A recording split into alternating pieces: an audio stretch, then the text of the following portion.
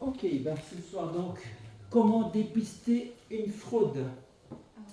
Sous-titre: La plus grande supercherie de l'histoire du monde. Fantastique.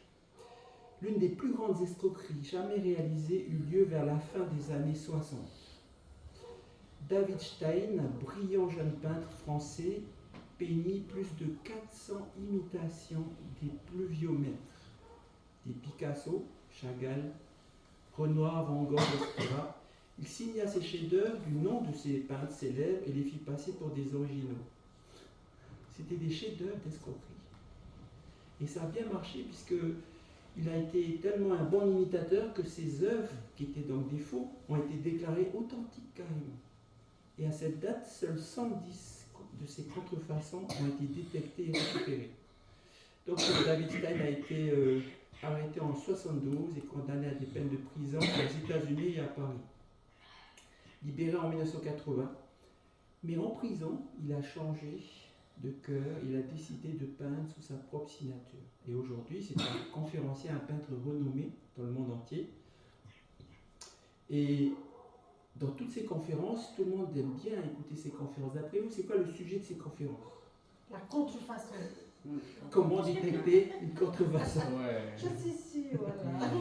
Parce que d'accord, Stein a certainement fait la démonstration qu'il n'est pas facile de détecter une contrefaçon, même pour un expert. Mais aussi habile qu'il était, il n'était qu'un bébé comparé au maître, au grand-père de toutes les contrefaçons, Satan lui-même. Le démon est sans égal lorsqu'il s'agit d'escroquer, de tricher, de contrefaire. Bien entendu, il ne va pas opérer à visage découvert. Il va opérer en utilisant des stratagèmes, des subterfuges, des personnes, des puissances, des agences. Parce que s'il se déclarait ouvertement comme ennemi de la vérité de Dieu, il y aurait peu de danger qu'un chrétien puisse être trompé. C'est pourquoi Satan opère sous le manteau, revêtant même parfois un aspect religieux. Il mêle ingénieusement vérité et erreur pour détourner les hommes de la véritable adoration de Dieu. Cela a été sa passion dévorante depuis des milliers d'années. Mais Dieu avertit ses enfants, par sa parole, par la Bible, de la plus grande tromperie qui aura lieu à la fin des temps. Dans notre étude de ce soir, nous revenons au prophète Daniel. Vous vous souvenez de Daniel chapitre 2? Vous vous souvenez qu'est-ce qu'on avait étudié? Alors Patrice, je crois, n'était pas là. Mais il se souvient de 2007, où on avait vu dans Daniel 2 ce rêve de la statue avec la tête d'or, Babylone, la poitrine d'argent. C'était qui, vous vous souvenez? Les Perses. Après le ventre de bronze, c'était les Grecs. Après les jambes de fer, les Romains. Et puis les pieds de fer et d'argile, mêlés de fer et d'argile, c'est la division de l'Empire romain. Et après, il y a le caillou qui tombe du ciel et qui détruit cette statue et qui remplit toute la terre, c'est le royaume de Dieu. Eh bien, dans Daniel chapitre 7, la Bible nous rapporte que Daniel a fait un songe lui-même. Dans Daniel 2, c'était le roi Nebuchadnezzar qui avait fait ce songe. Dans Daniel 7, c'est Daniel lui-même qui a un songe, qui a une vision de la part de Dieu. Et il vit en rêve des animaux qui sortaient de la mer. Daniel 7, verset 2, je vais vous laisser lire.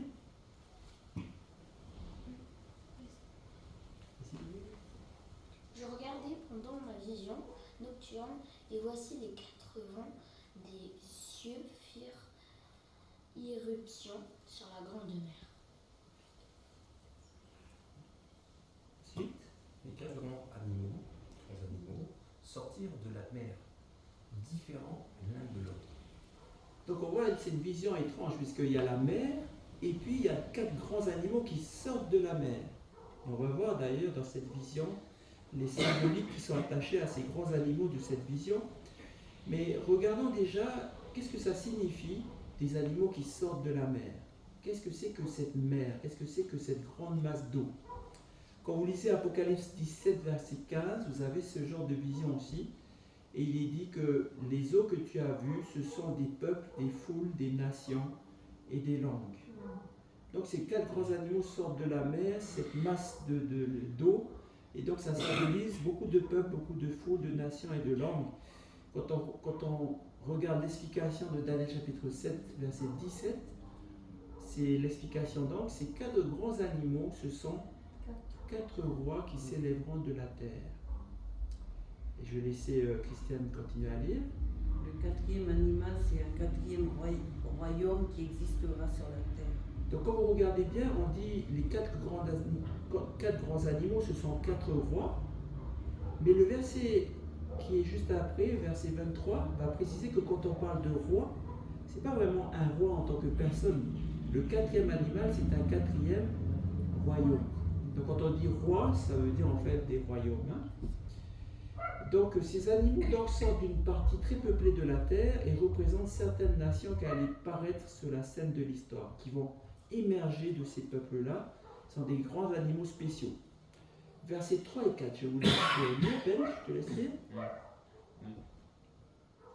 Et quatre grands animaux sortirent de la mer, différents l'un de l'autre. Le premier était semblable à un lion et avait des ailes d'aigle. Et voici un second animal était semblable à un ours et se tenait sur un côté. Il avait 3 côtes dans la gueule entre les dents. Après cela, je regardais, et voici un autre était semblable à un léopard, et avait sur le dos 4 ailes comme un oiseau. Après cela, je regardais pendant mes visions nocturnes, et voici, il y avait un 4e animal terrible, épouvantable et extraordinairement fort. Il avait de grandes dents de fer, il mangeait brisé et il foulait aux pieds ce qui restait. Il était différent de tous les animaux précédents et il avait 10 cornes. Donc vous voyez ces grands animaux, est-ce que c'est des animaux réels? Non. Le premier c'est un lion ailé, un autre ours avec des côtes 3 côtes dans les dents qui se tient sur un côté, un léopard avec 4 ailes. Et là, cet animal, il n'a même pas de symbolique d'animal réel, c'est un animal terriblement fort. Il a de grandes dents de quoi? De fer. De fer. J'avais un animal avec des dents de fer. Donc vous voyez que ici, c'est des symboles, là, ça représente des puissances, ça représente des choses, des royaumes. Et toutes ces caractéristiques-là décrivent les caractéristiques de ces 4 royaumes. D'ailleurs, 4 royaumes, ça vous rappelle pas quelque chose? Oui. Oui. La statue de... Oui. Est-ce que par hasard, on n'est pas en train de revivre la même histoire, mais sous une symbolique différente et même d'ailleurs plus précise? En fait, dans ces 2 rêves, les symboles utilisés recouvrent les 4 empires de l'Antiquité, en commençant par Babylone, en passant par l'Empire perse, puis le royaume de Grèce, puis l'Empire romain, en se terminant avec le retour de Jésus et l'instauration de son royaume éternel. Rappelez-vous, dans la statue de Daniel, il y avait cette déclinaison des 4 royaumes, le 4e étant divisé, les jambes de fer, l'Empire romain, et après il y avait l'Europe, et après il y avait la petite pierre qui arrivait, qui détruisait tout, qui anéantit tout, et qui remplissait la terre, c'était le royaume de Dieu. Ça décrivait le retour de Jésus qui inaugure le royaume de Dieu. Et bien dans cette vision de Daniel 7, on a une sorte de répétition, mais sous une autre forme, et on va introduire quelque chose de nouveau qui va beaucoup plus profondément. Revenons en arrière maintenant, et examinons chacun de ces animaux ou nations lorsqu'ils sortent de la partie très peuplée de notre terre. Donc chapitre 7, verset 4, le premier était semblable à un lion et avait des ailes d'aigle. Je regardai jusqu'au moment où ses ailes furent arrachées, il fut enlevé de terre et mis debout sur ses pieds comme un homme, et un cœur d'homme lui fut donné. Qu'est-ce que symbolise ce premier animal? Est-ce que ça symbolise Babylone? Eh bien oui, parce que ce qu'il faut savoir, c'est que les Babyloniens eux-mêmes se représentaient avec des lions. Ils aimaient représenter le lion pour représenter leur empire. Quand vous regardez les ruines de Babylone, il y a beaucoup le symbole du lion avec des ailes d'aigle. Quand nous sommes partis à Paris, on est allé au Louvre et on a lu plein de choses. Et à un moment donné, j'ai dit qu'il ne faut pas rater Babylone. Donc on est allé dans la salle où il y avait les bas-reliefs sur le mur où on voyait des lions avec des ailes rabattues sur les côtés, mais aussi des ailes ouvertes suivant plusieurs statues. Et donc, c'est évidemment la représentation de Babylone qui est là, ce lion qui avait des ailes d'aigle. Oui? Aussi, je sais plus si c'est Lyon ou Londres, mais quand on regarde tu vois, le truc, la ville, bah il y a un lion dans un des deux et je crois qu'il a des ailes. Bon. C'est une statue. Alors il y a beaucoup de villes où on met les lions, hein, c'est quand même une figure aussi dans les siècles. Je crois qu'à Versailles on a vu aussi des lions, à Londres il y a aussi des lions. En Égypte aussi il y avait des lions. Et ici c'est des lions ailés. Donc on voit que ce symbole correspond bien à Babylone. Mais justement on va regarder chaque animal et on va voir si ça correspond bien. En tout cas j'aimerais attirer votre attention sur l'histoire qui est là. Je regardais jusqu'au moment où ses ailes furent arrachées, il fut enlevé de terre et mis debout sur ses pieds comme un homme, et un cœur d'homme lui fut donné. Donc ce premier animal, c'était semblable à un lion avec des ailes d'aigle, donc ça représente Babylone. Et Babylone qui? C'est qui le roi de Babylone? C'est Nebuchadnezzar, n'est-ce pas? Quand vous regardez le chapitre 4 de Daniel, eh bien, on raconte que l'histoire de Babylone, il y a une histoire qui est spéciale par rapport à Nebuchadnezzar. C'est un roi qui a eu cette vision de la statue, où Dieu dit, il y a plusieurs royaumes après toi, et surtout il y a le royaume final. Et au chapitre 3, Nebuchadnezzar, il dit, je ne suis pas trop d'accord finalement que moi je suis que la tête d'or, il y aura d'autres empires après moi. Il a fait une grande statue d'or, il a exigé que tous adorent la statue d'or, comme si pour dire c'est moi qui suis éternel. Je ne vous dis pas la fin, c'est une autre histoire. Et au chapitre 4, eh bien, Nebuchadnezzar a un rêve spécial que Dieu lui envoie et Dieu l'avertit de se convertir. Parce que s'il ne fait pas ça, il va devenir fou, il va manger de l'herbe comme une vache. Et c'est ce qui se passe dans l'histoire du chapitre 4 de Daniel, c'est que Nebuchadnezzar, il se glorifie, il dit c'est moi le grand roi, et là tout d'un coup Dieu exécute ce qu'il avait déjà prévenu. Il perd la raison, il devient comme une bête, et il va pendant 7 ans, dit le texte, 7 ans, devenir comme un animal sauvage. Il va aller dans la brousse, il va manger de l'herbe, et puis il va perdre son royaume. Et l'histoire se termine lorsque, au bout de 7 ans, de cette année, eh bien Nebuchadnezzar relève sa tête et dit je sais qu'il y a un Dieu maintenant. Et quand il se relève, il était une bête, il se relève, il recouvre la raison, et là il retrouve son royaume. Et à la fin du chapitre 4, il dit moi maintenant je connais Dieu et je loue Dieu. Il s'est converti. Et quand on regarde cette allusion dans Daniel chapitre 7, on voit que ça correspond à ça. Quand Nebuchadnezzar, en tant que roi, avide de conquérir les territoires, il agissait en fait comme un animal féroce, qui voulait conquérir son territoire, comme un lion. Mais ses ailes, donc c'était les ailes de la victoire, ont été arrachées, il a été enlevé de terre, et il a été mis debout sur ses pieds comme un homme, et un cœur d'homme lui fut donné. Ça veut dire, dans cette symbolique, être mis debout et recevoir un cœur d'homme, ça veut dire qu'on est un vrai homme, ça veut dire qu'on connaît Dieu. Donc on voit cette allusion dans cette symbolique de ce lion par rapport au chapitre 4. Lorsque on regarde Jérémie chapitre 4 verset 7, on décrit Babylone comme un lion. Le lion s'élance de son taillis, le destructeur des nations est en marche, il a quitté son lieu pour ravager ton pays.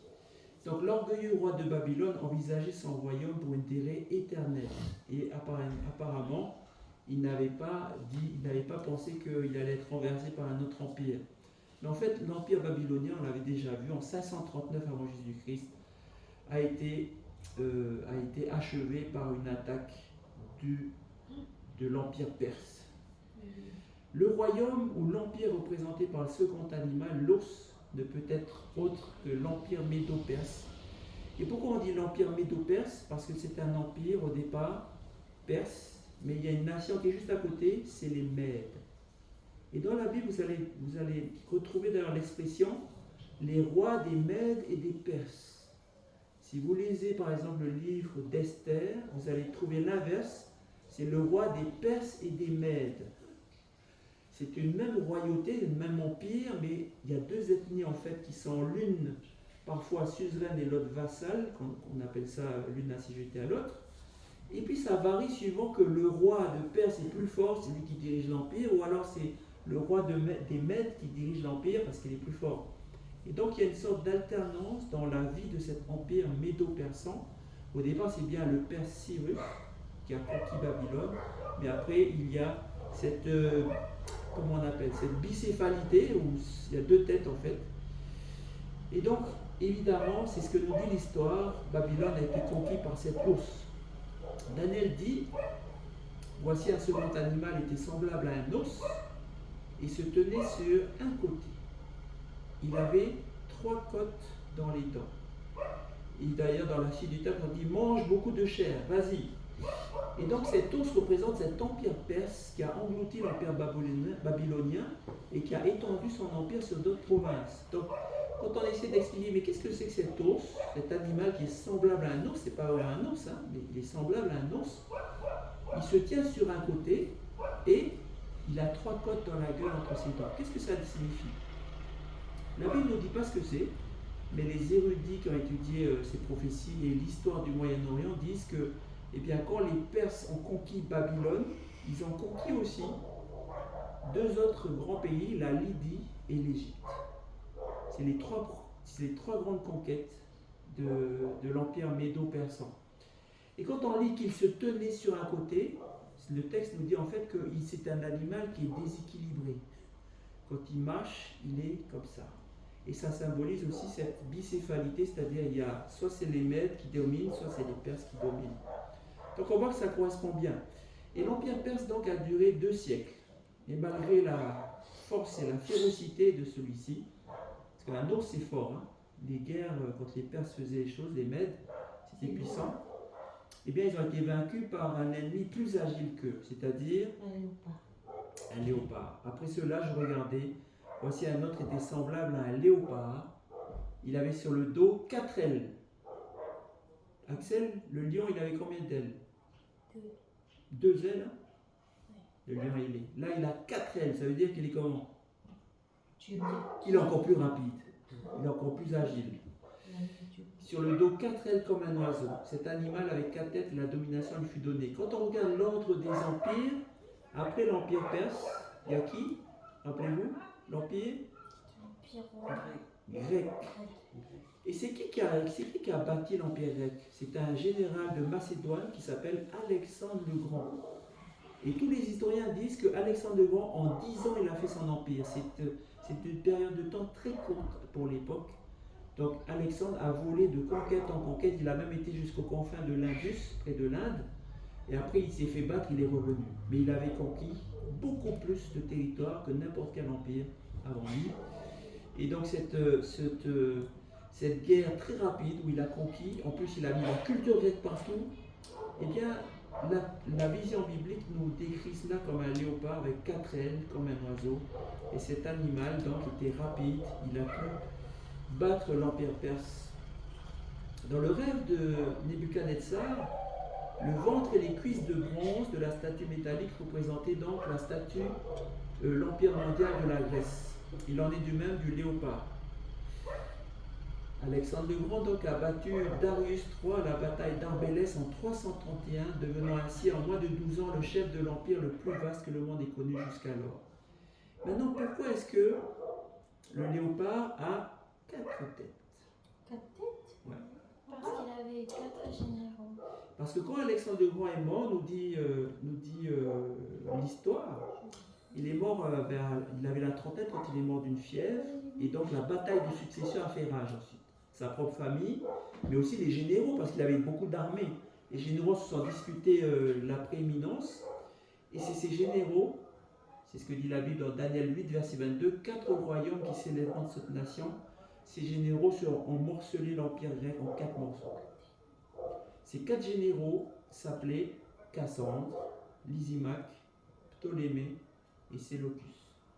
Et donc quand on regarde la carte de l'empire grec, eh bien chacun s'est arraché une partie, Mais c'est resté toujours des royaumes grecs. C'est des rois grecs qui étaient là. Et la culture grecque a continué dans cet empire qui était divisé en 4. C'était des hommes ambitieux, cupides, et ils voulaient diriger l'empire tout entier. Dans l'histoire d'Alexandre le Grand, dans ce livre-là, on dit chacun affûtait son épée contre les 3 autres et l'empire s'effondra au milieu des rivalités. Et qui c'est qui en a profité? Les Romains. En juin 68 avant notre ère, à la bataille de Pydna, l'empire d'Alexandre le Grand périt 144 ans après la mort de son fondateur. C'est l'histoire de Rome qui nous dit ça. Donc, c'est Rome qui a succédé à l'empire grec. Ce léopard à 4 têtes et 4 ailes. Mais qu'en est-il donc des 4 animaux féroces qui, d'après Daniel, devaient apparaître après l'empire grec? Donc, quand on regarde la suite, on voit que cet animal féroce, il avait des dents de fer. Ça nous rappelle bien que le 4e empire dans la statue, c'était les jambes de fer aussi. Hein. Donc on voit que ça correspond très bien à l'histoire et aussi à cette succession d'empires depuis Babylone. Et quand on parle de cet animal qui brise tout, qui a des dents de fer, et il brise tout ce qu'il veut, ça correspond bien à la nature même de l'Empire romain. L'Empire romain s'est bâti sur l'armée. C'est bâti sur les... C'est bizarre qu'elle pense à ça. C'est bâti sur la force et la discipline de l'armée romaine. Quand vous aviez les légions romaines qui arrivaient, ils avaient une supériorité militaire, technologique, et ils abattaient tout ce qui passait devant eux. Et quand l'Empire romain s'est agrandi, il était encore plus grand que l'Empire grec, hein, parce que c'est parti jusqu'en Europe, jusqu'en Gaule. Vous savez, après, c'est parti à la limite germanique, à la limite de l'Angleterre aussi. Donc l'Empire romain était encore plus fort, encore plus grand. Il a dominé 600 ans. C'était une puissance cruelle et féroce. Parce que Rome était impitoyable. Lorsqu'il y avait des révoltes, ils envoyaient 1 ou 2 légions, ils détruisaient, ils exterminaient tout le monde, pour dire c'est qui le chef. C'était vraiment une discipline de fer. À l'époque de l'Empire, c'était comme ça. Et il parle plus là. Il dit ça. Mais dans la vision de Daniel, Daniel s'intéresse à cet animal qui est décrit comme ayant 10 cornes sur la tête. Donc au verset 8, Daniel dit, qui c'est qui va lire?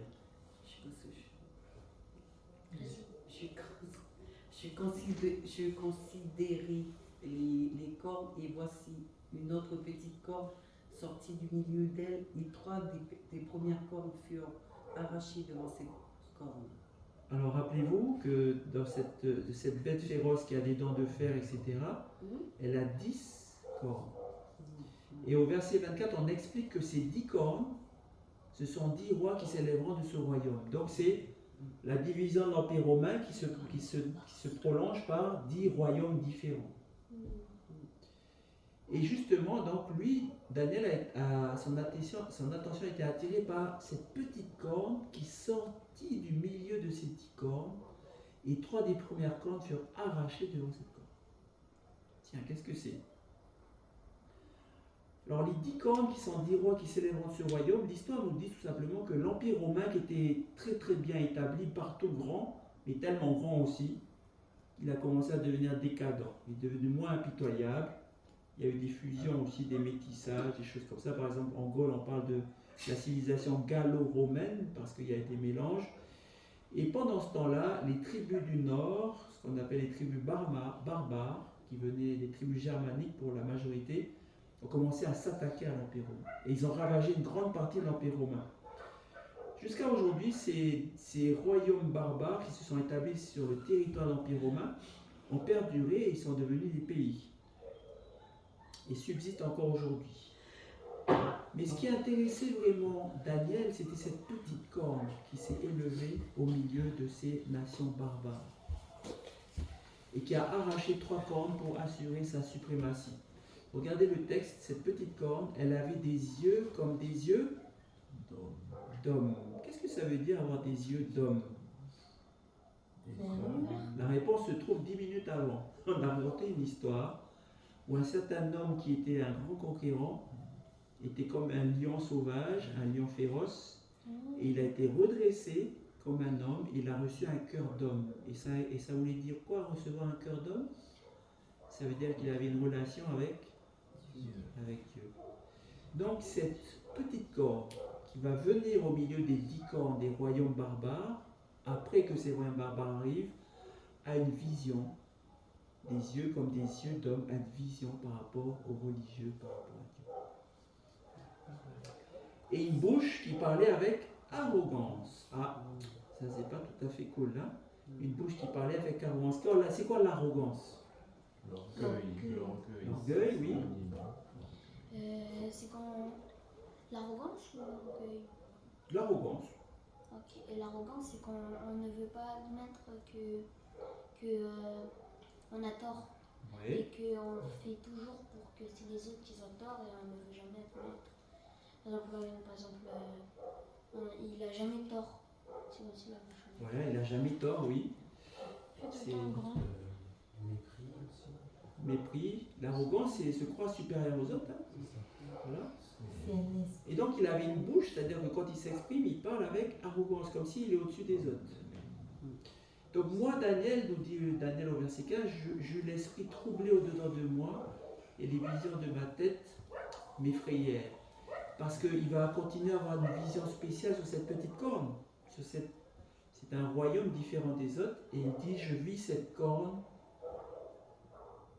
qui a une vision d'homme, ça veut dire une vision religieuse, mais qui fait la guerre aux saints, et qui va l'emporter sur eux. Et cette bouche qui parle avec arrogance, Daniel va préciser ce que c'est.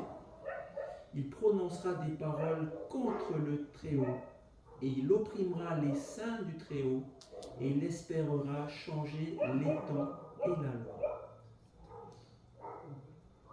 Et plus que ça, et les saints seront livrés entre ses mains pendant un temps, des temps, et la moitié d'un temps. La description de cette petite corne, qui est un roi aussi, qui est un royaume aussi, mais qui n'est pas comme les autres, eh bien, c'est de faire la guerre au sein de Dieu et de prévaloir sur eux pendant une certaine période de temps. Un temps, des temps, la moitié d'un temps. De toute évidence, c'est une puissance hostile et persécutrice, une puissance ou une agence utilisée par l'ennemi de Dieu pour faire la guerre contre Dieu, contre son peuple et sa vérité. Donc Daniel nous dit, moi Daniel, je fus extrêmement troublé par mes pensées, c'est la conclusion de sa vision. Je changeais de couleur et je conservais ces paroles dans mon cœur. Donc on voit que cette vision, c'est une sorte de répétition de Daniel 2, la statue avec les empires qui se termine par le royaume de Dieu. Mais là, au niveau de la division de l'Empire romain, il y a un détail de plus, cette petite corne qui émerge au milieu des 10 cornes qui succèdent qui sont sur cette grande bête romaine. Donc Daniel, il est très perturbé. La question évidemment, c'est qui est cette petite corne? Qu'est-ce que vous pensez? Qui est cette petite corne? Il y aurait une corne de... D'ailleurs, dans l'ancien temps, le mot corne, souvent, c'est le symbole de la puissance. Hein? La corne, souvent dans la Bible, la corne, c'est la puissance. C'est quand on voit un taureau avec ses grandes cornes, là, c'est la puissance. Hein? C'est la corne de qui? On doit dire c'est la corne de qui? Alors, c'est une corne qui a un symbole. Hein? Il n'y a pas quelqu'un qui a des cornes sur la tête, mais il symbolise un royaume, une puissance qui va lutter contre Dieu et contre son peuple et contre sa vérité. Sinon, remets-leur les versets sous les yeux pour les aider. Et contre les saints. Contre les saints. Et il va les vaincre. Hein? Et le seul qui a lutté contre les saints, c'est Satan. Oui, c'est Voilà, Satan, bien c'est sûr, le diable. qui est derrière ça. Oui, c'est ça. Mais là, on parle d'un royaume réel, Une qui est de nature religieuse, justement. Une puissance Ben, moi, je religieuse. pense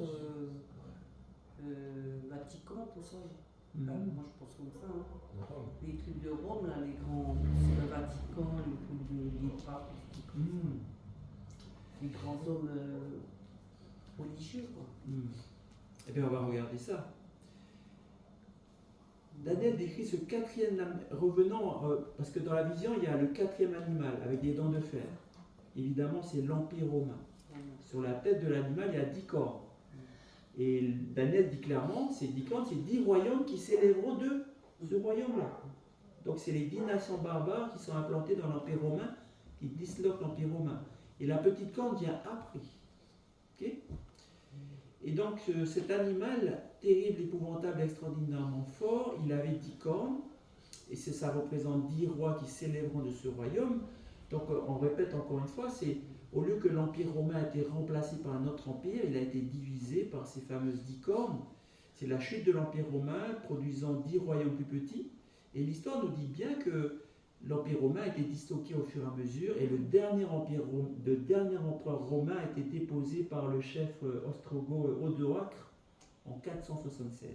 Donc en 476, c'est là que les historiens disent ça y est, l'Empire romain n'existe plus. Parce que là, le dernier empire romain d'Occident à Rome, elle a été déposé par un chef barbare. Les tribus barbares suivantes ont envahi l'Empire romain entre 351 donc, et 476. 476, la clôture de l'Empire romain. Et la liste suivante nous donne les noms des tribus germaniques qui ont envahi l'Empire romain et leurs contreparties modernes d'aujourd'hui. Si je vous dis les Alamans, ça a donné les Allemands. Si je vous dis les Burgondes, bon là il faut connaître un peu la France, les Burgondes c'est les Suisses. Si je vous dis la tribu germanique franque, les Francs c'était tribu germanique du Nord, hein, c'est devenu la France.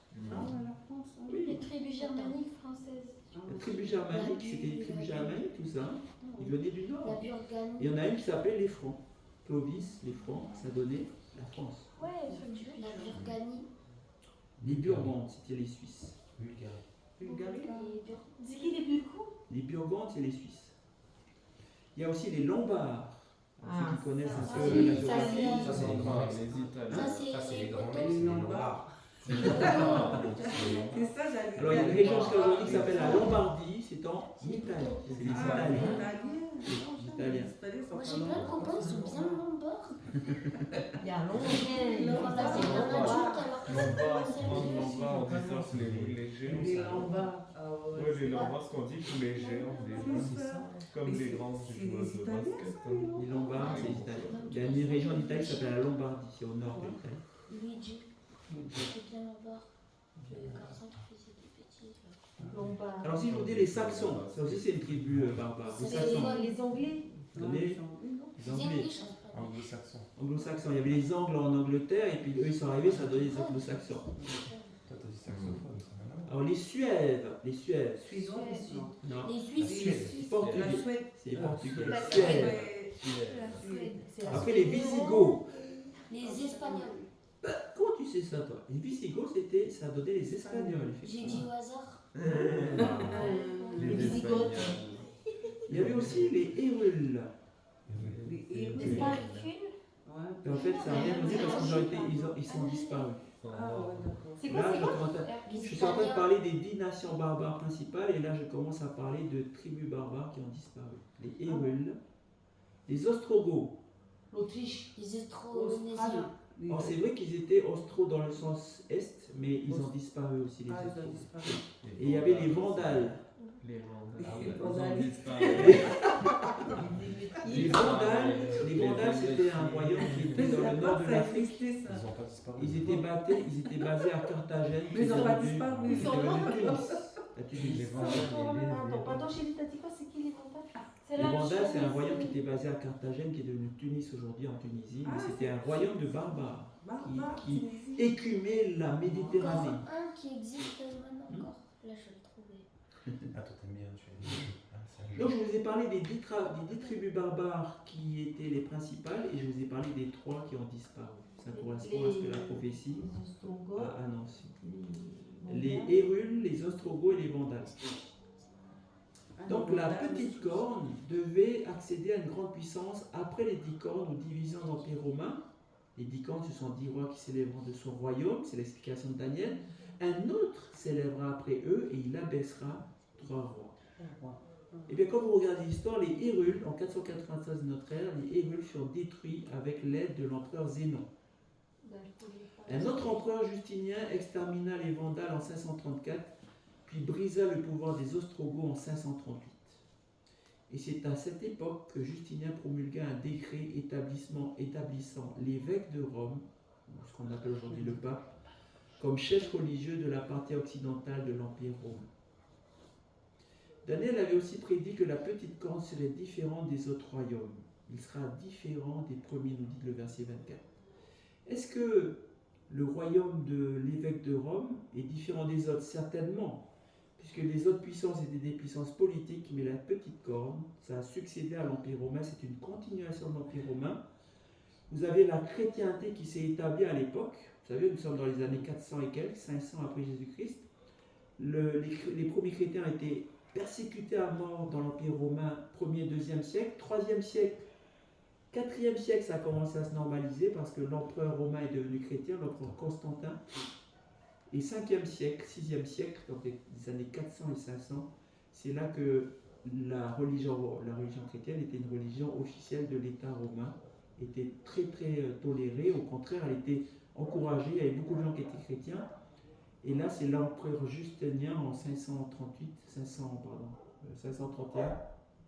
qui dit, écoutez, de tous les évêques, de toutes les églises, de toutes les grandes villes de l'Empire romain, le principal, le chef maintenant, ce sera l'évêque de Rome.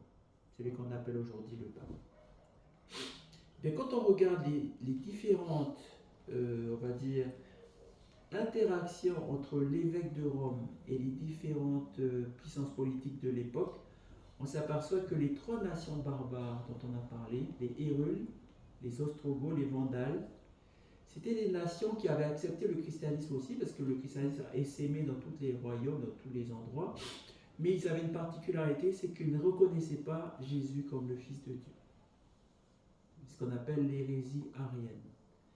Eux, ils croyaient qu'il y avait bien Dieu, que Jésus était bien le Seigneur, mais c'était pas réellement Dieu de toute éternité, c'était un homme qui est devenu Dieu. Alors que la plupart des grands évêques, et notamment l'évêque de Rome, lui défendait ce qu'on appelle la Trinité.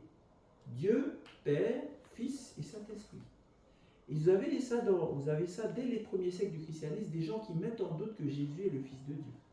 Si vous lisez par exemple 1 Jean chapitre 2 et 3, on voit qu'on dit tout esprit, il faut le tester.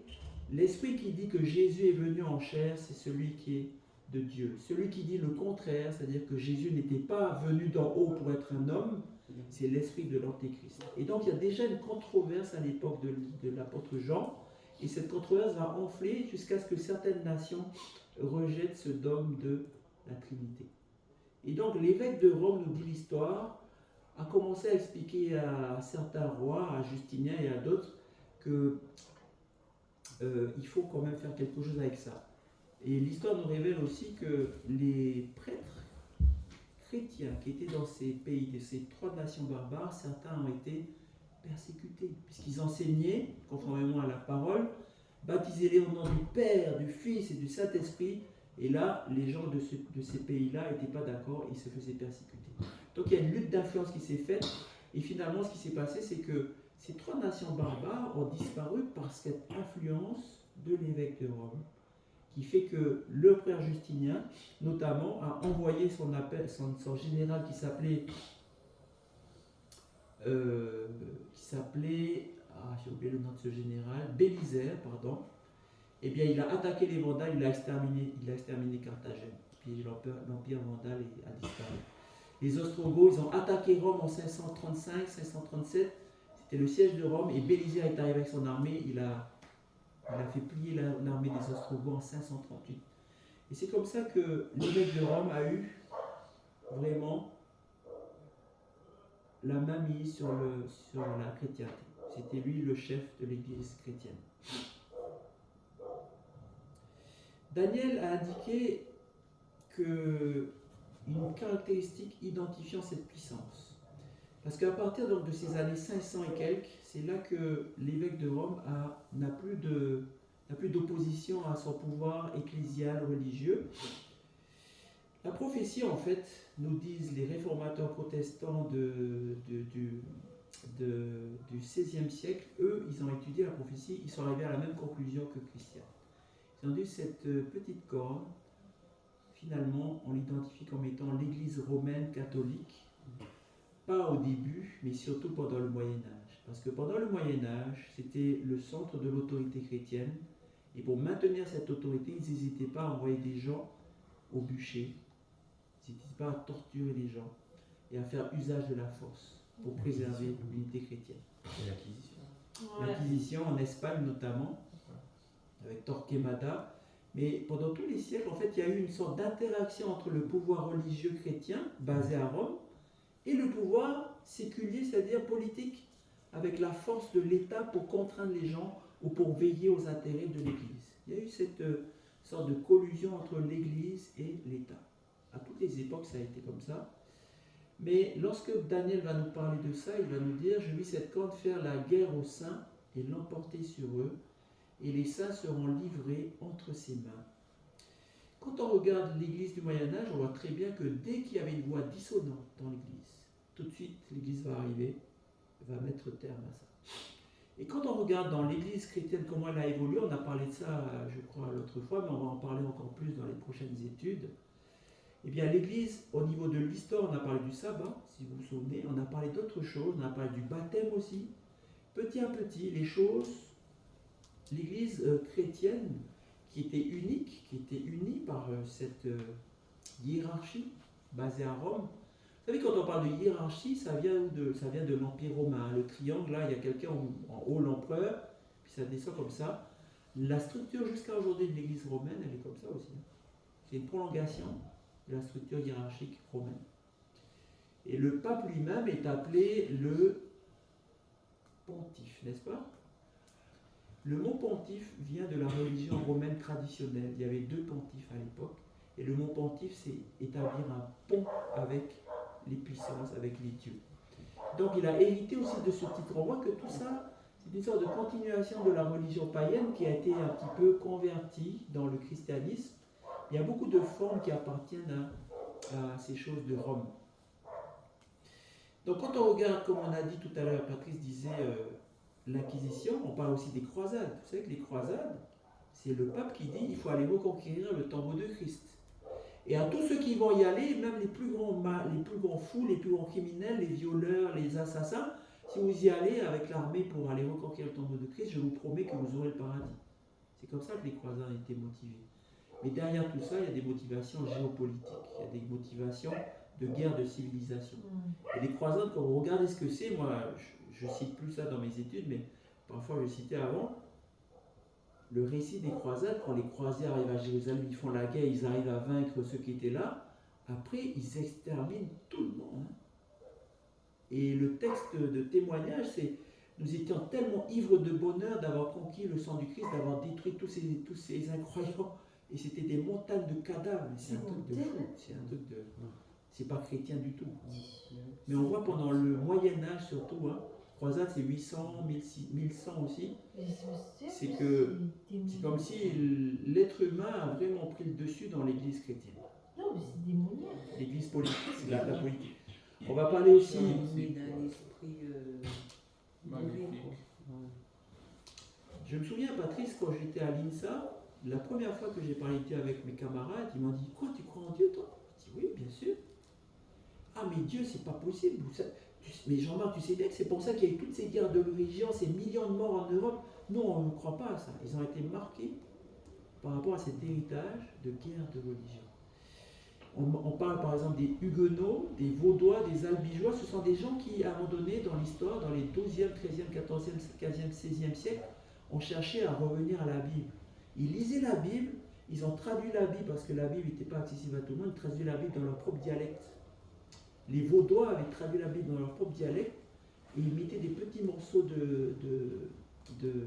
des extraits de Bible traduites dans leurs vêtements. Et les Vaudois, c'était des gens qui vendaient des choses partout en Europe. Et ils sont allés dans l'Europe du Nord et quand ils avaient confiance avec quelqu'un, ils parlaient de Dieu et les gens étaient très croyants à l'époque. Tout le monde était croyant.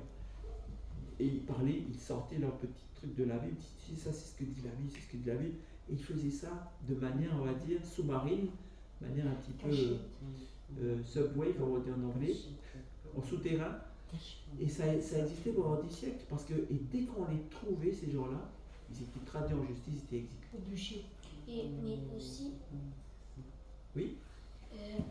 et pour reconnaître des gens croyants, ils avaient un mode, ils disaient un mot je crois, et dans une langue, Et si l'autre il répond le même mot, bah, ça veut dire que les croyants, et du coup, ils peuvent parler de.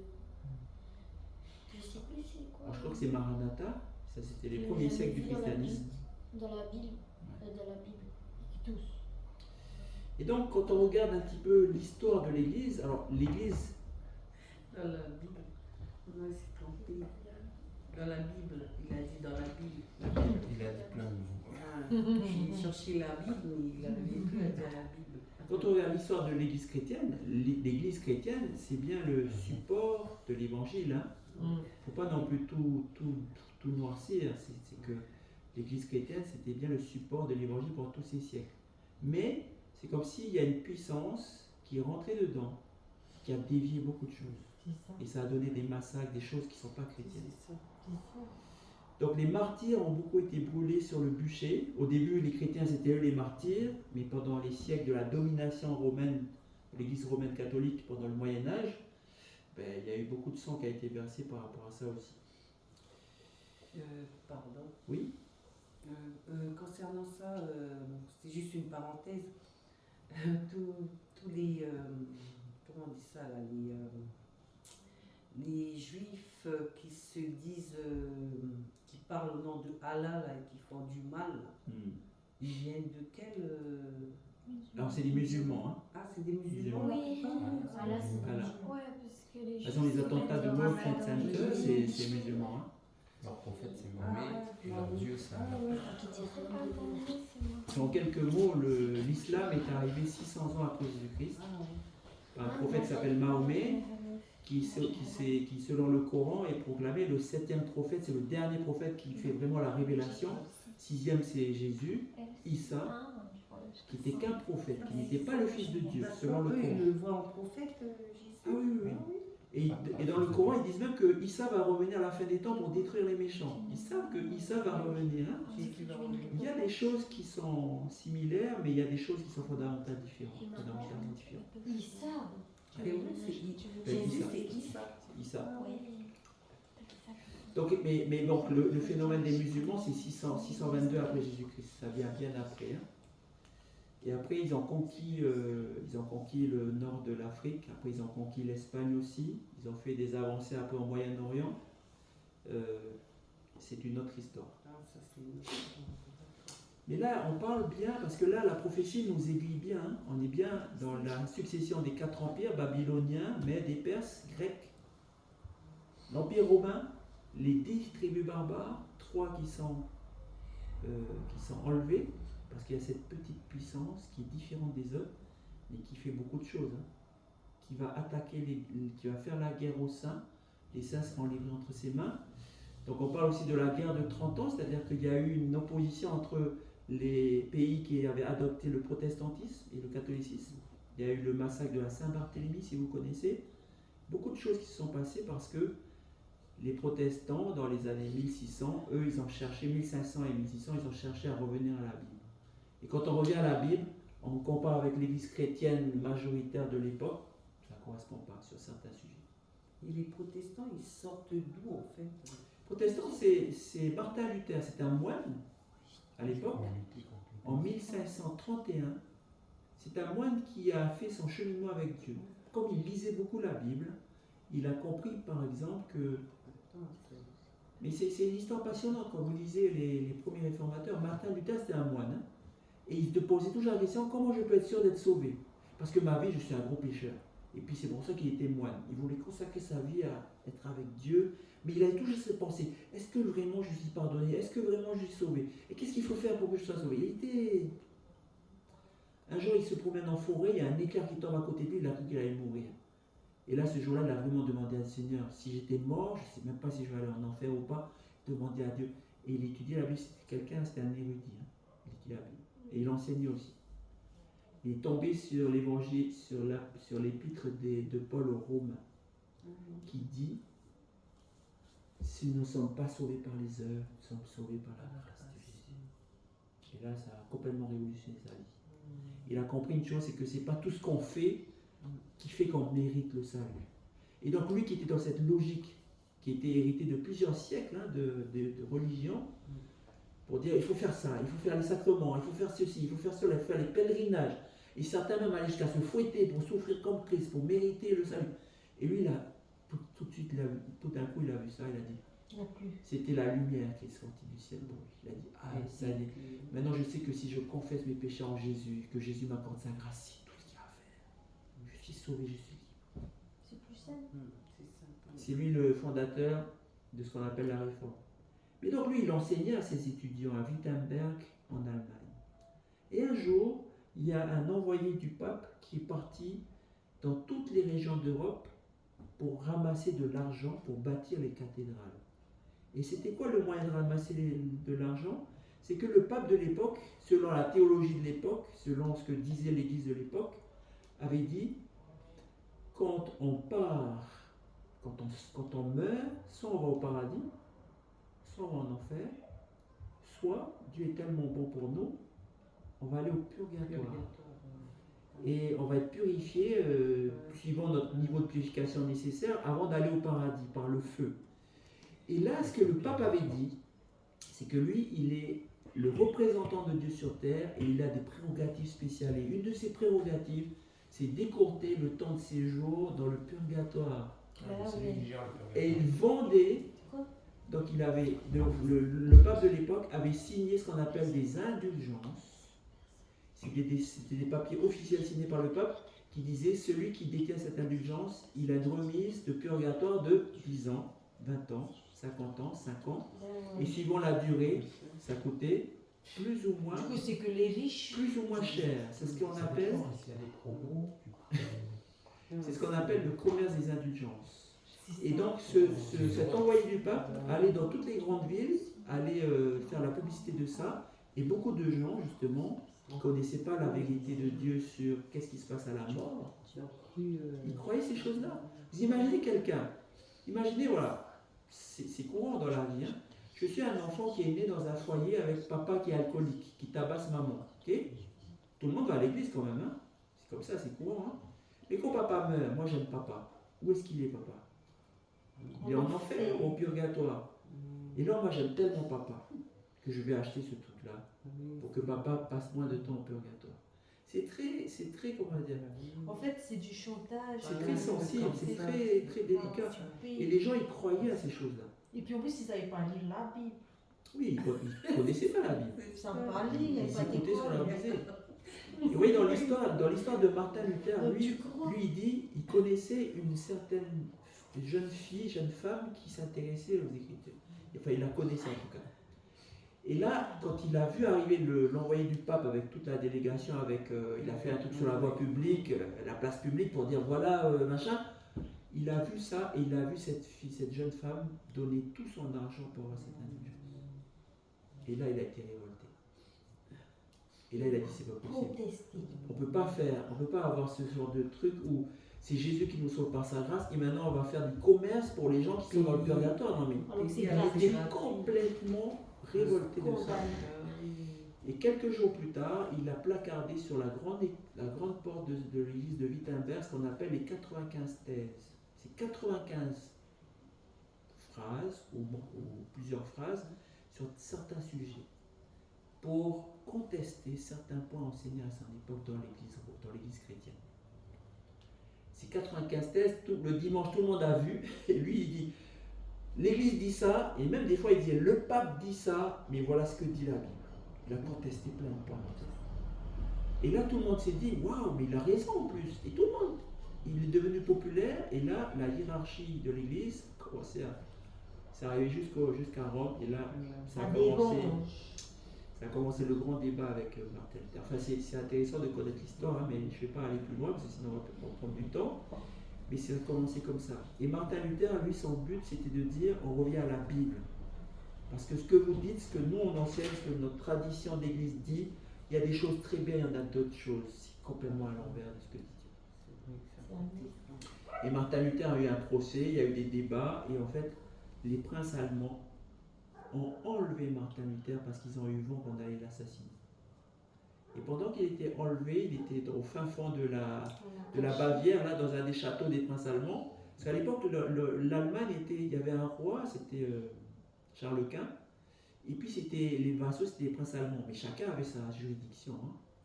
Et lui, là, à un moment donné, il a sommé les princes allemands de livrer Luther. Parce que pendant ce temps-là, en plus, qu'est-ce qu'il a fait Luther? Il a dit il faut que le peuple connaisse. Il a traduit, pour la première fois, il a traduit la Bible en allemand. C'est lui qui a traduit l'allemand. Et donc cette fameuse séance où Charles Quint a convoqué tous les princes allemands en disant vous allez me livrer, sinon vous risquez la peine de mort. Un prince allemand s'est avancé en disant commencez par moi. Tous les princes allemands se sont avancés en disant eh bien moi aussi. Et le Charles Quint, il ne pouvait rien faire, il n'allait pas exécuter tous les princes allemands. Il était bloqué.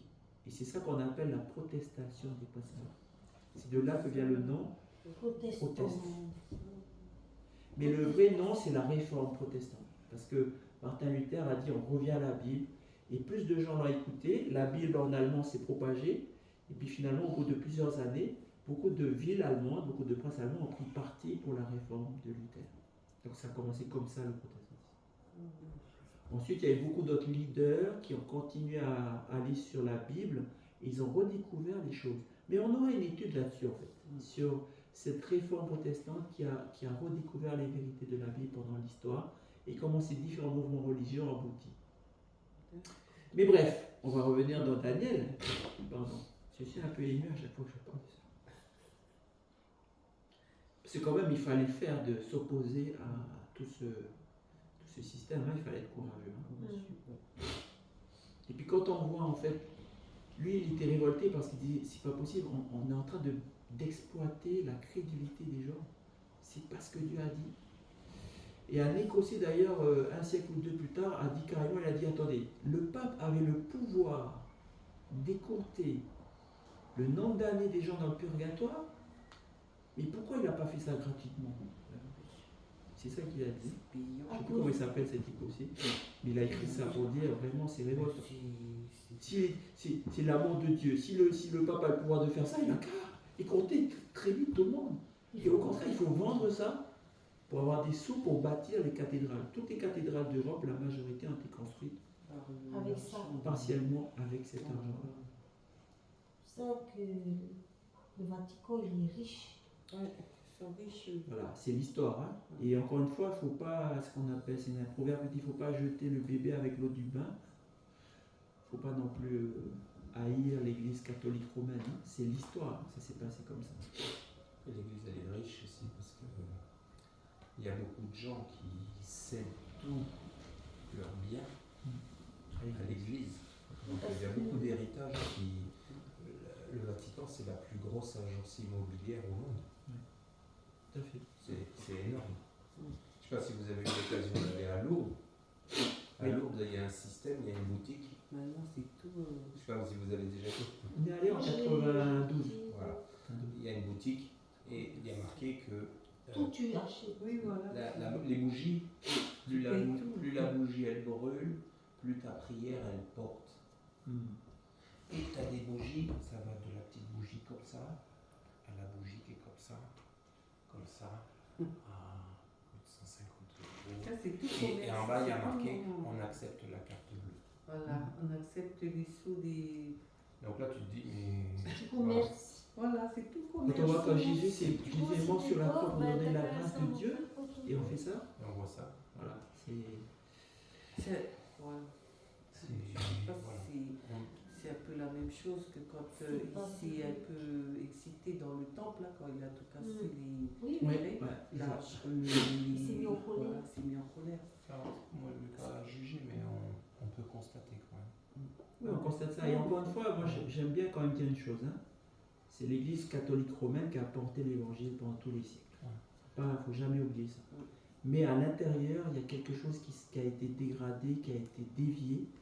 Et ça, la prophétie de Daniel nous informe déjà de ça. C'est que l'ennemi de Dieu va faire quelque chose. Il y aura la guerre contre les saints, ils seront livrés entre ses mains. Et puis une caractéristique importante, il espérera changer les temps et la loi. Quelle loi? Pas la loi du Danemark, hein, la loi de Dieu. Et donc les temps et la loi, il y a une seule loi qui parle de temps, c'est la loi du sabbat. Et donc on a étudié l'autre soirée que c'est l'Église elle revendique elle-même, l'Église catholique, d'avoir changé le jour du repos de Dieu du sabbat au dimanche. Donc c'est assumé, et puis c'est théologiquement fondé, mais théologiquement pas par rapport à la Bible, par rapport aux premiers écrits des premiers pères de l'Église, plutôt, mais pas par rapport à la Bible. Donc la puissance papale du Moyen-Âge a changé la loi de Dieu, elle a transféré le sabbat en faisant appel surtout à la tradition des pères du samedi au dimanche. La dernière caractéristique que nous allons étudier, ce que dit le texte de Daniel, désigne le moment où cette puissance dominerait et l'espace de temps pendant lequel elle persécuterait les saints de Dieu. Daniel 7, verset 25 nous dit « Les saints seront livrés entre ses mains pendant un temps, des temps et la moitié d'un temps. » Ce sont des symboles bibliques. Qu'est-ce que c'est le mot « temps » ? Si vous lisez Daniel chapitre 4, je vous ai raconté l'histoire tout à l'heure, Nebuchadnezzar était fou pendant 7 ans. C'est 7 années, donc c'est une année. Un temps égale une année. Des temps, en fait, c'est 2 années, et la moitié d'un temps, c'est une demi-année. Quand vous additionnez tout ça, et le terme année, à l'époque, c'était les années lunaires, donc c'est 360 jours. Eh bien, ça donne combien à la fin ? 1260 jours. Chaque jour représente une année. Suivant Ézéchiel, nous avons déjà vu cette règle. Eh bien, la puissance de cette petite corne devait dominer pendant 1260 années. Est-ce que c'est vraiment ce qui s'est passé ?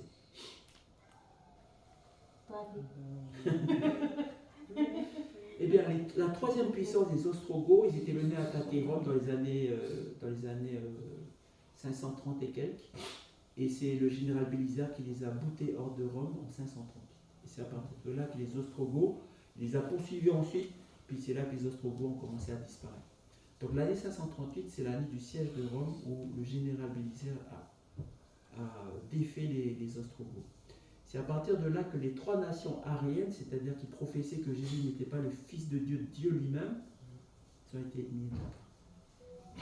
Quand vous lisez maintenant l'ensemble de ce qui s'est passé pendant les siècles, le Moyen-Âge, on en a parlé, et finalement, si on additionne 538 à 1260, on atterrit en 1798.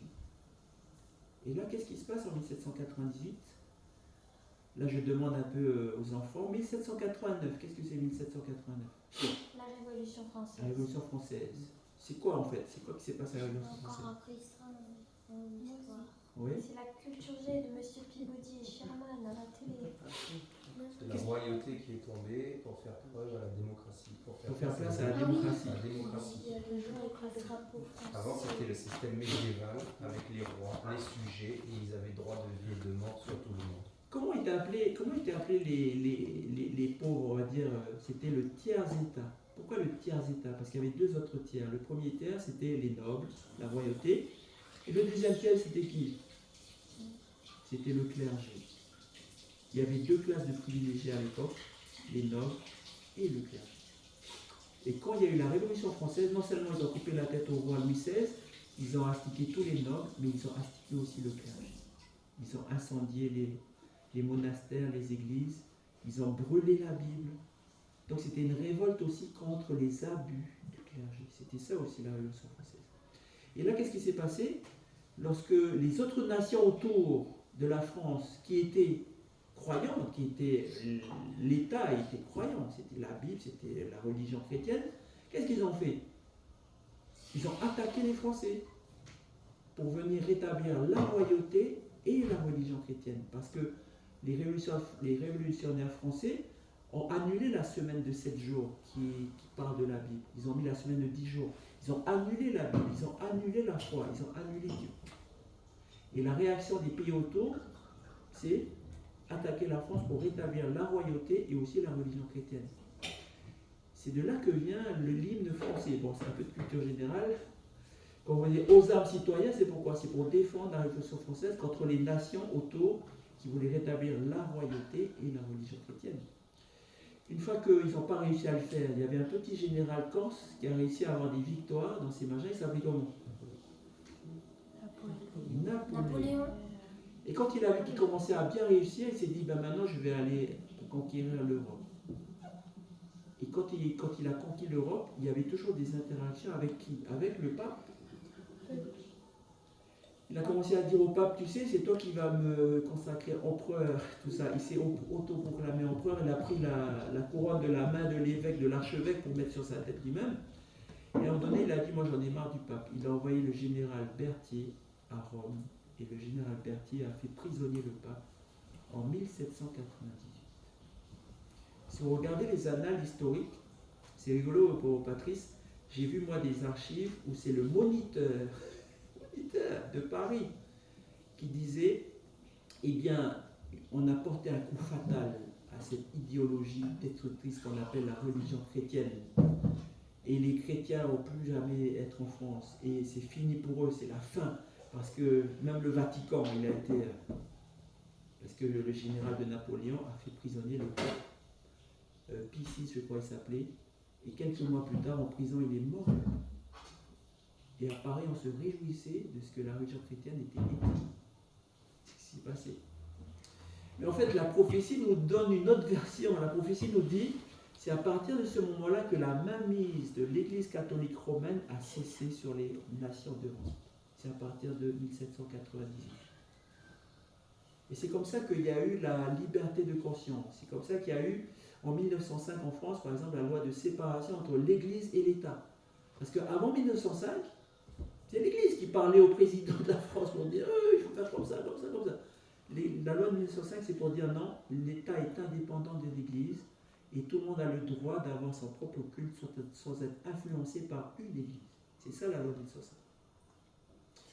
Bref, examinons ces points maintenant, revenons à récapituler ce que disait la prophétie. Cette petite corne devait apparaître en Europe occidentale au milieu des 10 royaumes nés de la division de l'Empire romain. C'est ça que dit la prophétie. Dans sa recherche de pouvoir, la petite corne arracha 3 des premiers royaumes. La prophétie annonce que cette petite corne apparaîtrait après les autres cornes. Et ce qui signifie que ce royaume apparaîtrait après 476, après la chute de l'Empire romain. Et ce pouvoir serait différent des autres royaumes. Et en fait, nous avons vu qu'elle a une vision d'homme dans le texte de Daniel. Avoir une vision d'homme, un cœur d'homme, c'est avoir une vision religieuse. Donc c'est un pouvoir à la fois politique et religieux. Et la prophétie nous dit que la petite corne persécuterait les saints. Et ce pouvoir espérera changer les temps et la loi. Donc elle s'est arrogée l'autorité de changer les temps et les commandements institués par Dieu. Il n'y a pas que le sabbat. Hein. Dans les 10 commandements, il y a des commandements qui dit tu ne t'inclineras pas devant une statue. Et ça, c'est très répandu dans la chrétienté à partir du 6e siècle. C'est pas au début, hein. Il n'y avait pas ça au début. C'est pour ça qu'il y a eu ce qu'on appelle la guerre des iconoclastes. C'était des gens qui voulaient casser les statues. Et après, le concile de l'Église chrétienne s'est rassemblé pour dire non, ces statues, on les garde parce que c'est important, la vénération des saints, c'est pour marquer la mémoire. C'est pas une adoration. Pourtant, le texte biblique dit simplement tu ne te prosterneras pas devant une statue. C'est comme quand Jésus a libéré son peuple de l'emprise égyptienne. C'est Moïse. Après, il a traversé quand l'eau, il a ouvert l'eau. Après, ils étaient dans un endroit. Il a dit à son peuple qu'il allait revenir, il allait monter pour aller voir dans l'endroit de Dieu où il y aura, ce sera l'endroit où il pourra emmener son peuple dans l'endroit où ils seront bien. Et quand il est resté là-bas plusieurs années, il n'est pas revenu pendant plusieurs années. Et en attendant, eux, ils ont fait un veau en or, et ils l'ont prié. Quand il est revenu, il a vu ça, et Dieu, il était très en colère. Moïse était en colère. Dieu aussi. Il a cassé les 10 commandements.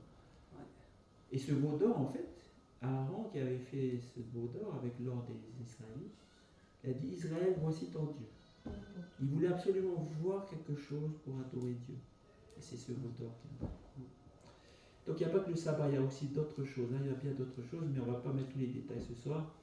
Et donc la dernière caractéristique, c'est les saints seront livrés entre ses mains pendant un temps, des temps et la moitié d'un temps.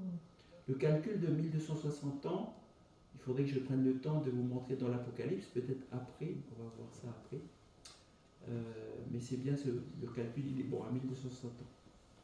Donc, quand on regarde toutes ces caractéristiques de cette annonce prophétique de Daniel, on voit qu'il y a une seule puissance au monde qui correspond à ça. Au niveau de l'arrivée, au niveau de l'histoire, au niveau de l'action, au niveau aussi de la durée d'influence, il n'y a qu'une seule puissance au monde. Un jour, j'ai fait une étude avec mes collègues de travail, ils m'ont sorti Hitler, Staline, machin, mais dans 1260 ans, c'est beaucoup plus long que ça. Et c'est surtout à l'époque des divisions de l'Empire romain avec 3 nations qui tombent. Donc ça correspond exactement à l'histoire.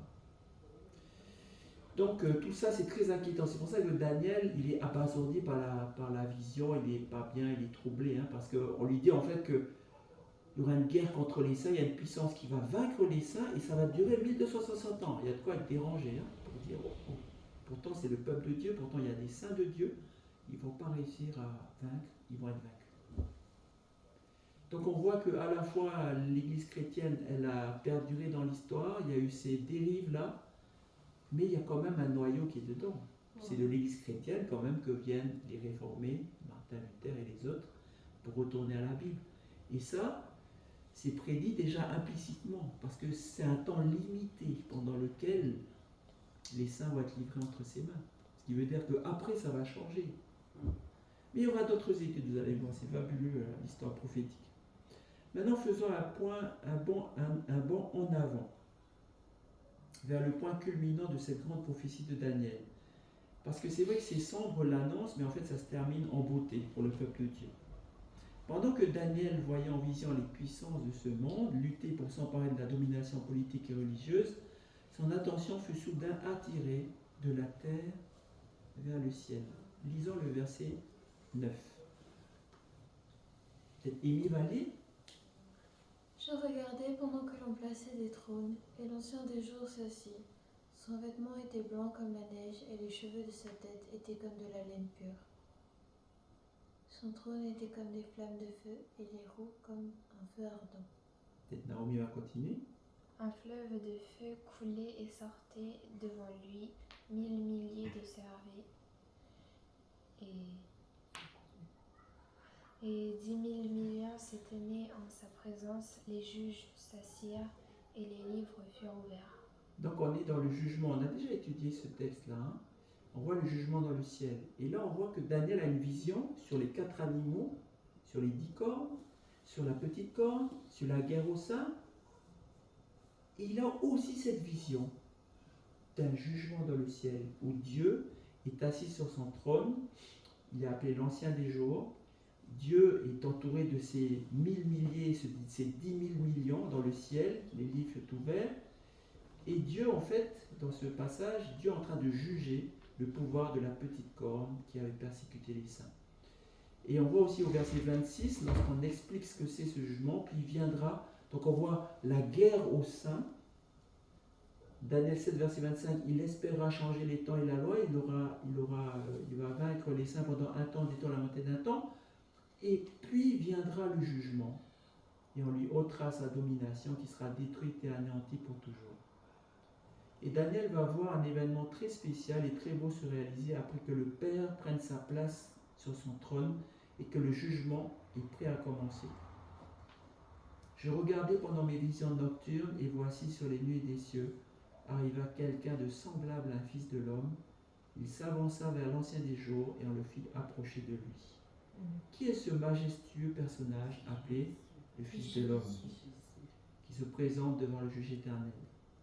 Jésus a appliqué ce terme à lui-même plus de 40 fois dans le Nouveau Testament.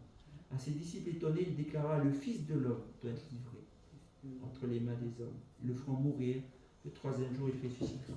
Jésus dit à Judas qui le trahissait: Judas, c'est par un baiser que tu livres le Fils de l'homme.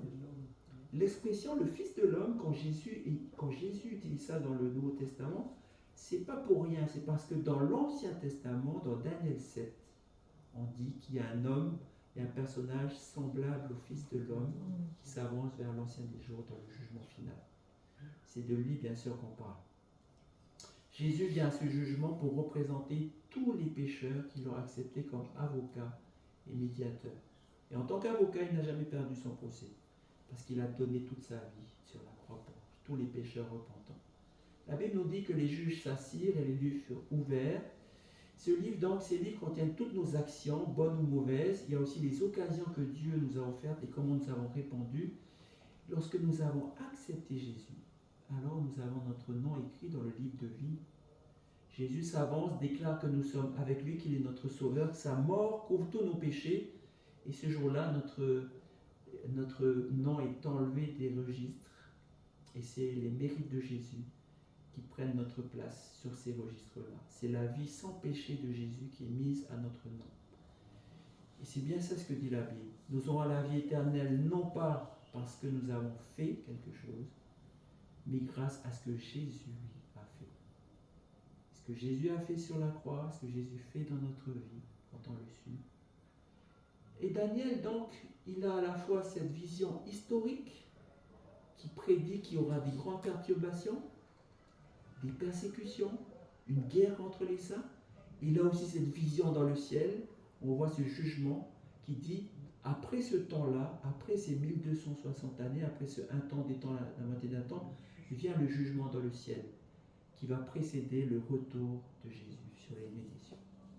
Donc on voit l'articulation prophétique historique qui est tracée par Daniel chapitre 7. Lorsque le jugement aura été fait, eh bien Jésus pourra revenir et le royaume sera donné aux autres. Voilà ce qui suit, Daniel 7,14. On lui donna la domination, donc au Fils de l'homme, la gloire et le règne, et tous les peuples, les nations et les hommes de toute langue le servirent. Sa domination est une domination éternelle qui ne passera pas et son règne ne sera jamais détruit. Et cerise sur le gâteau pour les saints. Verset 27, le règne, la domination seront donnés au peuple des saints du Très-Haut. Tous ces saints pendant l'histoire qui ont entendu Jésus, tous ces saints qui même ont été persécutés, à qui on a fait la guerre, qui sont même passés sur le bûcher. Les saints du Très-Haut recevront le royaume et ils posséderont le royaume éternellement, d'éternité en éternité. Voilà le message de Daniel 7. L'histoire est prédite, il y aura des grandes perturbations. Mais à la fin, le jugement est favorable pour qui? Pour les saints, à travers Jésus.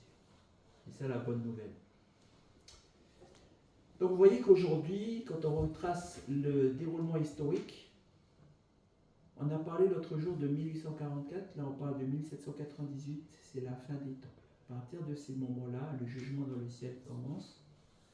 Et ce jugement va s'arrêter quand tout sera traité et que Jésus pourra revenir chercher les siens. Nous pourrions être un petit peu poser plein de questions. Si vous lisez l'histoire, toutes ces choses-là, c'est vraiment confirmé par l'histoire. On voit comment dans l'histoire, c'est ce qu'on appelle la tragédie des siècles, il y a eu une lutte entre la vérité et l'erreur. Dieu a envoyé son Fils a établi son Église, mais la prophétie Daniel nous prédisait déjà qu'il y aurait des perturbations même dans les saints de Dieu. Il y aurait déjà une déviation de la loi de Dieu, des temps de la loi et des temps. Eh bien, Daniel a bien été troublé, et finalement, c'est pour ça qu'on a parlé de ça en introduction, finalement, l'Église chrétienne, elle a été victime d'une sorte de contrefaçon en son sein même. C'est l'Église chrétienne qui parle de Jésus-Christ, mais il y a beaucoup de choses qui ont été déviées en son sein même. C'est comme ça que ça s'est passé historiquement. Et il ne faudrait surtout pas se dire, bon, on va aller bien se concentrer sur l'erreur, les méfaits de l'Église du Moyen-Âge. C'est pas ça l'important. L'important, c'est de dire, malgré tout ce que les hommes ont fait de la religion, malgré les victimes de l'histoire, il y a un royaume qui nous attend. Il y a un jugement favorable qui est rendu au sein de toute façon. Jésus va revenir, Jésus va triompher, et nous avons à garder les yeux sur Jésus. C'est ça vraiment notre roi. Nous devons l'adorer en esprit et en vérité, et faire attention que même dans l'Église chrétienne elle-même, l'ennemi de Dieu a réussi à rentrer avec des faussetés, avec des erreurs qui ont causé la vie de milliers, de millions de gens. Il faut faire attention à la vérité parce que quand on enseigne n'importe quoi, quand on dit quelque chose, quand on croit n'importe quoi, on arrive à des injustices vraiment terribles commises au nom de Dieu. Et je vous parlais de mes camarades justement, quand ils m'ont parlé, j'ai bien pris conscience qu'en Europe, il y a beaucoup de gens qui n'aiment pas Dieu, qui n'aiment pas la religion chrétienne à cause de ça. Quand on représente mal Dieu, il y a des impacts après sur la foi et sur la vision qu'on a de Dieu. Les gens disent, c'est ce qu'ils m'ont dit littéralement, ils disent, moi je ne crois pas en ce Dieu qui a fait s'entretuer plein de gens dans ce pays européen, moi j'en veux pas de ce Dieu. Pourtant c'est pas ce Dieu-là, c'est ce que l'ennemi de Dieu a fait dans l'église de Dieu qui a fait tout ça. Ils ont été manipulés. Il a manipulé. Et quand on connaît la prophétie de Daniel, on comprend que Dieu a déjà prévu ces choses. Il n'est pas pris au dépourvu. Il sait très bien, et c'est pour ça qu'il annonce, pour que quand on regarde l'histoire, on est perplexe, qu'on ne soit pas perplexe. Ça ne fait que partie de la grande guerre entre le bien et le mal, entre la vérité et l'erreur, entre Dieu et Satan, et entre les puissances humaines qui sont déviées, qui sont... Nous, notre focus, c'est d'adorer Dieu en esprit et en vérité. C'est sur Jésus que nous pouvons nous confier pour avoir cette vraie vie chrétienne. Alors, on doit vraiment aussi se poser la question, mais quel est mon positionnement à moi? Parce que Jésus se trouve au centre de toute vérité. On a étudié l'état des morts. On voit comment beaucoup de personnes croient que c'est ceci, alors que la Bible dit autrement. On a parlé du sabbat, on a parlé aussi du retour de Jésus, du jugement, du baptême, le baptême par immersion. Il y a toutes ces choses que la Bible nous dit clairement. Et pourtant, dans la culture chrétienne ambiante maintenant, il y a beaucoup de variantes qui ne sont pas autorisées, ces variantes-là. Ce n'est pas Dieu qui les a sanctionnées, qui les a vérifiées. C'est des falsifications. Jésus est la vérité, le chemin et la vie. C'est pour ça que quand on dit on veut suivre Jésus, c'est on le suit en esprit, on l'adore en esprit et en vérité.